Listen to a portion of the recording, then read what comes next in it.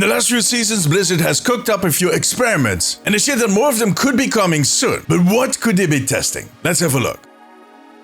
Quick Play Hacked, the micro event in which Blizzard shakes up the rules for quick play for a really short time. And they do so in hopes of finding out what works and what doesn't. Much like the experimental cards from back in the day, but a lot more effective because, well, we actually played them. For some players, also a rather disruptive event, which is why Blizzard has calmed down on them a little bit lately. That being said, I do expect that we'll see more of these events coming soon and in the next few seasons. Now, in this video, I want to have a look at some of the things that they might want to try. And on that list, there are a few obvious things. A few things that they themselves actually hinted at in the past. And I also have a few more obscure, exotic ideas. But that could be a lot of fun. Let's start out with the ideas that they hinted at themselves in the last few months. And the first one are the bans. Both the map and the hero ban have been heavily debated topics in the last few years, actually. Both in the community and probably within Team 4 itself. At some point in Overwatch history, they even tried these concepts, but turned out it was a little too soon. We had too few heroes and too few maps. But they did say that at some point they might bring it back. Personally, I don't think we're there just yet. And as Aaron Keller pointed out in a recent chat he did with Flats, both of those concepts also come with a few drawbacks. See, people love to get a choice. A choice of what map they play and what heroes are available in the game. But when their choice, their vote, does not end up being the winning one, they don't always deal with it in the most mature way. That might actually be the reason why we're seeing them deal with leavers right now. They're trying to find that perfect threshold for punishment before they give people extra reasons to leave. I do think, however, that they have slowly hit that point of,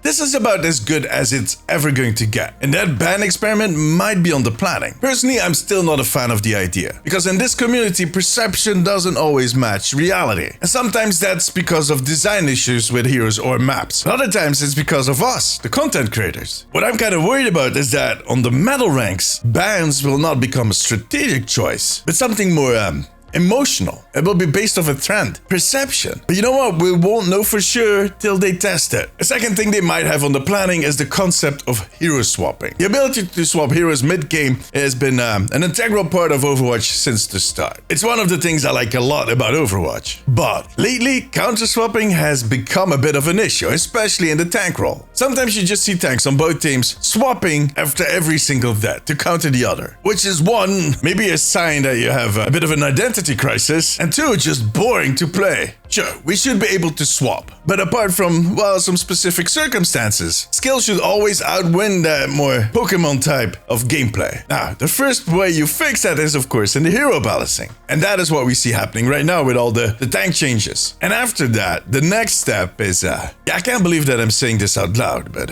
swapping might need a few restrictions. Some of the ideas I've heard going around are swap tokens, which would allow you to get a set amount of swaps every single match. Another idea I've heard is putting swap on a timer with a cooldown. But on the other hand, maybe let players swap anywhere on the map. But they need to be out of combat, of course. That last bit, that would be such a weird experience. Can you imagine a diva flying around the corner to just pop out again a second later as Reinhardt? Yeah, that is the stuff of nightmares.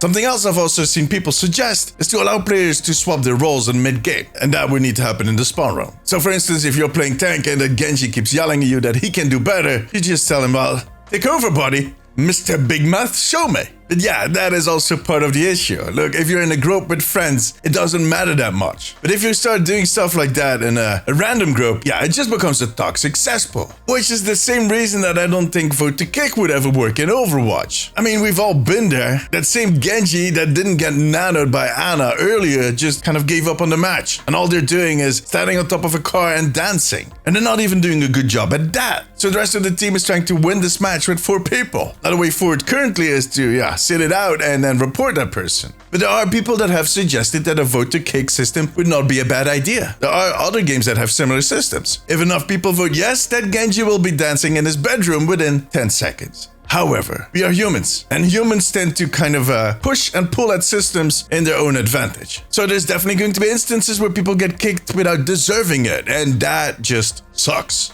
that is the worst experience. Same goes for forfeit. Like, you see that in a lot of mobile games. If you don't think you're going to win the match, as a group, if you all agree on that, you can forfeit the game. But then you get peer pressure, you get sabotage. Gamers can be very nasty people. Well, some of us. And that is not the best experience for the other team either. They've been in the queue for maybe 5 to 10 minutes to just end up not playing the game. And look, anyways, I keep saying this, but in Overwatch, a match is not lost till it's over. So personally, I don't think we need all of these escape mechanisms, but we won't know for sure till we test it. Another thing I see them testing at some point is disabling match chat. Like back in the day when Overwatch 1 released, it was actually quite a nice place sometimes. And lately, well, there's still the occasional good luck, have fun, but then it quickly turns into either a really weird conversation or the match just ends with a bunch of 12-year-olds typing GG easy over and over again, even if they lost. Because then it's ironic. Yeah, whatever. The final list of things that the Overwatch 2 team might one day add to Quick Play Hacked are some changes to the game modes. For instance, what if the push bot started walking back to the middle by itself when nobody's contesting it? What if the payload actually healed more than the mere 10 HP it does right now? What if standing on the objective actually boosted your healing and your damage output? In other words, just twisting known features of all these modes, sometimes in really weird ways, to see how they impact the game. Or maybe you add something new, like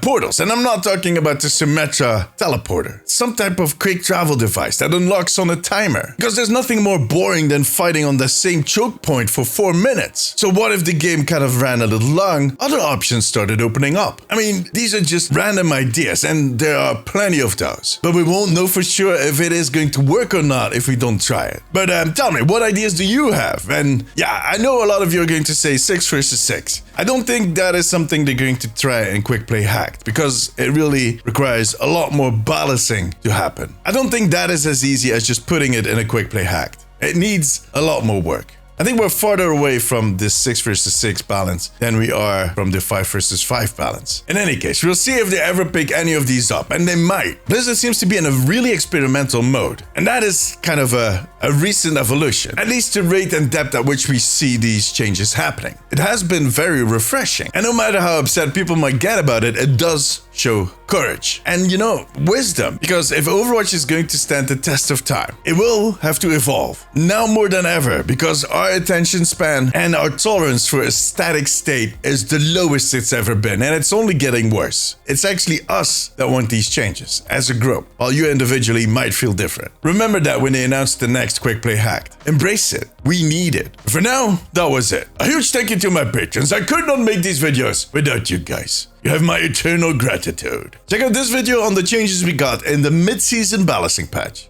Click it. But above all, take care of yourself, take care of each other. Bye bye.